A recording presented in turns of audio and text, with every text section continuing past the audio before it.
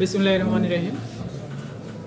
আমি আলাউদ্দিন, সহকারী রিটার্নিং কর্মকর্তা, 28 কুড়িগ্রাম 4 রৌমারী উপজেলা।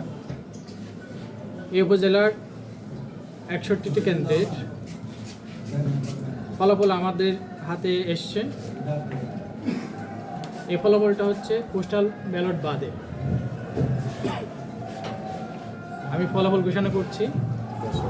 বেসরকারি ফলাফল: ক্যাম্প ফজলুল মণ্ডল, জাতীয় পার্টি লাঙ্গল, উনি পেয়েছেন 1764।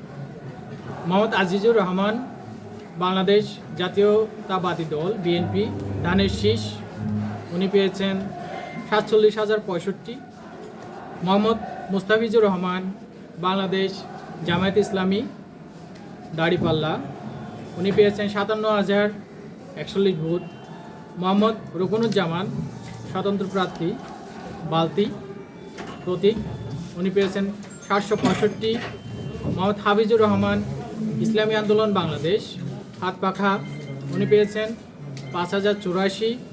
রাজু আহমেদ, বাংলাদেশের সমাজতান্ত্রিক দল মার্ক্সবাদী কাছি, উনি পেয়েছেন 183। শেখ মোহাম্মদ আব্দুল খালেক, বাংলাদেশের সমাজতান্ত্রিক দল বাসদ মই প্রতীক, উনি পেয়েছেন 168 ভোট। গণভোটের বিষয়টা আপনাদেরকে একটু বলি।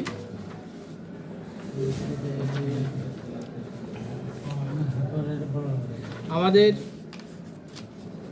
28 কুড়িগ্রাম 4 রৌমারী উপজেলায় হা ভোটের সংখ্যা 83,821 এবং না ভোটের সংখ্যা 18,062।